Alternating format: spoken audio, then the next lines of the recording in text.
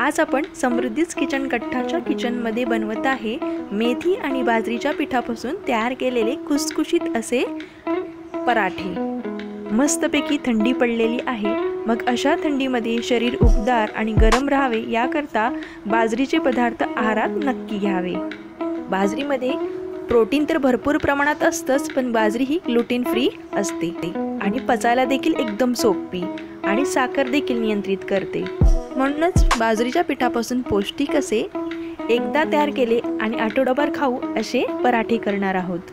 हे पराठे आठवडाभर अगदी आरामात टिकतात। रेसिपी पण एकदम सोपी आहे। चला तर मग पाहूया रेसिपी। पण रेसिपी पाहण्याआधी आपल्या चॅनलला सबस्क्राइब नक्की करा आणि आवडल्यास लाईक, शेअर आणि कमेंट पण करा। चला तर पाहूया रेसिपी।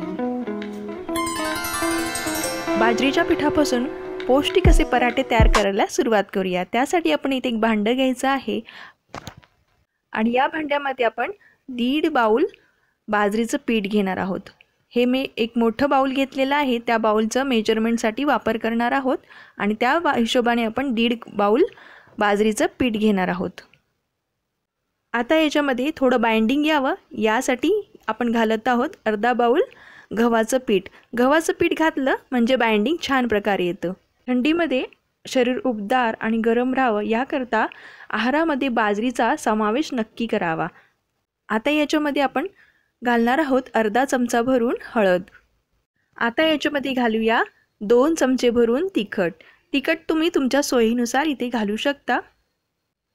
मी इथे थोडं जास्तीचं तिखट घातलेलं आहे, कारण आमच्या घरात तिखट खायला खूप आवडतं।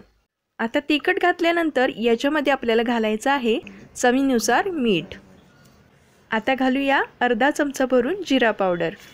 यानंतर आपण याच्यामध्ये घालणार आहोत 1 चमचा भरून धना पावडर।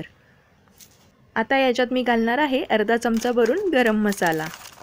पराठे पचायला हलके व्हावे याकरता याच्यामध्ये अर्धा चमचा ओवा देखील घालायचा आहे। आता शेवटी मी याच्यामध्ये घालत आहे 2 चमचे भरून तीळ। तीळ घातले म्हणजे पराठे खायला एकदम भारी लागतात आणि दिसायला पण छान वाटतात। आता याच्यामध्ये मी ॲड करत आहे 1 चमचा भरून आलं लसूण पेस्ट। मी इथे रेडीमेड आलं लसूणचा वापर केलेला आहे। तुम्ही घरातल्या आलं लसूण वाटून घेऊन त्याची पेस्ट तयार करून याच्यामध्ये घालू शकता। आता हे सगळे पदार्थ आपल्याला एक करून घ्यायचे आहेत, म्हणजे सगळे मसाले आणि सगळं पीठ एकजीव होऊन जाईल आणि त्याची चव एकदम छान अशी लागेल। आज आपण मेथी आणि बाजरीच्या पिठापासून पराठे तयार करणार आहोत। याला मेथी आणि बाजरीचा पिठाचा ढेबरा देखील म्हणतात। आता याच्यामध्ये आपण घालणार आहोत 1 बाउल भरून बारीक चिरलेली मेथी। ही मेथी मी पहिल्यांदा धुवून घेतली आणि मग निथळत ठेवली। थोडा वेळ निथळल्यानंतर याच्यामधलं पाणी पूर्ण निघून गेल्यानंतर ही मेथी मी बारीक चिरून घेतलेली आहे। असं केल्यामुळे मेथीमधला ओलावा पूर्णपणे निघून जाईल। आता ही मेथी या पिठामध्ये आपल्याला मिक्स करून घ्यायची आहे। मेथी आणि पीठ मिक्स करायच्या आधी याच्यामध्ये आपल्याला घालायचं आहे अर्धा बाउल दही। दही घातल्यामुळे पराठे थोडे आंबट तिखट चवीचे असे लागतात बरं का। तुम्हाला जर दही नको हवा असेल तर इथे तुम्ही 4 ते 5 चमचे दही टाकू शकता। दह्याचं प्रमाण तुम्ही इथे कमी करू शकता।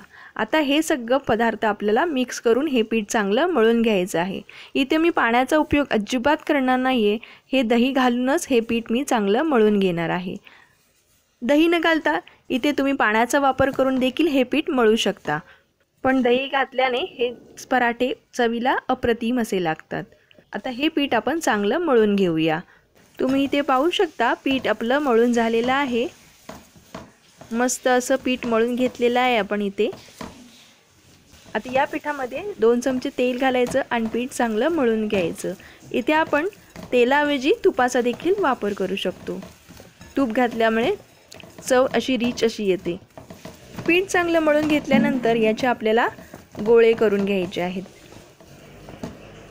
पराठे करायच्या आधीच आपल्याला गोळे करून घ्यायचे आहेत, म्हणजे पराठे करायला आपल्याला इझी होईल। हे बघा, आपण याचे गोळे तयार करून घेतलेले आहेत। आता आपण याचे पराठे तयार करूया। हे पराठे आपल्याला थापायचे नाही आहेत, तर लाटायचे आहेत। त्यासाठी आपण इथे पोलपाट लाटणं घेतलेलं आहे। त्यासाठी आपण पहिल्यांदा एक पराठ्याचा गोळा घ्यायचा, तो चांगला गोल करून घ्यायचा मळून आणि मग तो पिठामध्ये घोळवून छान असा पराठा लाटून घ्यायचा। हा बघा, मस्त असा पराठा लाटून झालेला आहे। जाडसर असा लाटून घ्यायचा आहे। एकदम असा गोल शेपमध्ये पराठा लाटला जात नाही, कारण बाजरीचं पीठ आहे। गोल शेप यावा याचं झाकण घ्यायचं आणि त्या डब्याच्या झाकणाने मस्त असा पराठा गोल शेपमध्ये कट करून घ्यायचा। हा बघा, मस्त असा पराठा तयार आहे। आता उरलेलं पीठ पुन्हा गोळा करून त्याचा पुन्हा दुसऱ्यांदा पराठा तयार करायचा। आता पुन्हा दुसऱ्यांदा गोळा तयार करायचा, पिठात घोळवायचा आणि त्याचा पराठा लाटून घ्यायचा। जाडसर असा पराठा लाटायचा। शेप येत नाही प्रॉपर, याकरता डब्याचं एखादं झाकण घ्यायचं आणि त्याला चांगला शेप द्यायचा।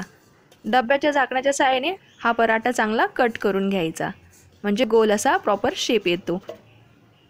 अशा पद्धतीने आपल्याला सगळे पराठे लाटून घ्यायचे आहेत। सुरुवातीला 4 ते 5 पराठे एकदाच लाटून घ्यायचे आणि मग शेकवायचे आणि परत दुसऱ्यांदा असं सगळे पराठे लाटून घ्यायचे आणि मग त्याचे पराठे तयार करायचे।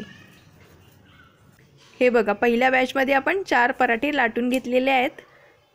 आता आपण एक तवा गरम करून घ्यायचा आणि या तव्यामध्ये 1 ते 2 चमचे तेल टाकून पराठा चांगला शेकवायचा। सुरुवातीला हा पराठा एका बाजूने 2 ते 3 मिनिट चांगला शेकवून घ्यायचा आणि मग पुन्हा पलटी करून दुसऱ्या बाजूने पण 2 ते 3 मिनिट चांगला शेकून घ्यायचा। अशाच प्रकारे पुन्हा अलटी पलटी करत पराठा दोन्ही बाजूने चांगला खरपूस असा भाजून घ्यायचा। इथे तुम्ही तेलाचा वापर न करता तुपाचा वापर केला तर पराठा भाजण्यासाठी, तर पराठा अप्रतिम चवीचा लागेल। तुम्ही इथे बघू शकता, मस्तपैकी पराठा भाजून झालेला आहे। अशाच पद्धतीने आपल्याला सगळे पराठे भाजून घ्यायचे आहेत आणि एका प्लेटमध्ये काढून घ्यायचे आहेत। आता तयार झालेले सगळे पराठे आपण एका प्लेटमध्ये काढून घेऊया। आता हे पराठे मी दह्यासोबत आणि लोणच्यासोबत खाणार आहे। थंडीमध्ये गारठा भरपूर प्रमाणात असतो, त्यामुळे शरीर उबदार राहावे याकरता बाजरी आहारात नक्की घ्यावी।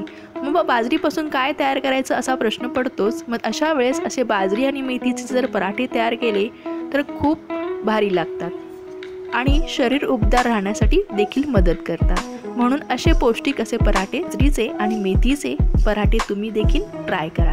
रेसिपी आवडल्यास लाईक, शेअर, सबस्क्राईब नक्की करा। मग तुम्ही पण करताय ना बाजरीचे आणि मेथीचे पराठे?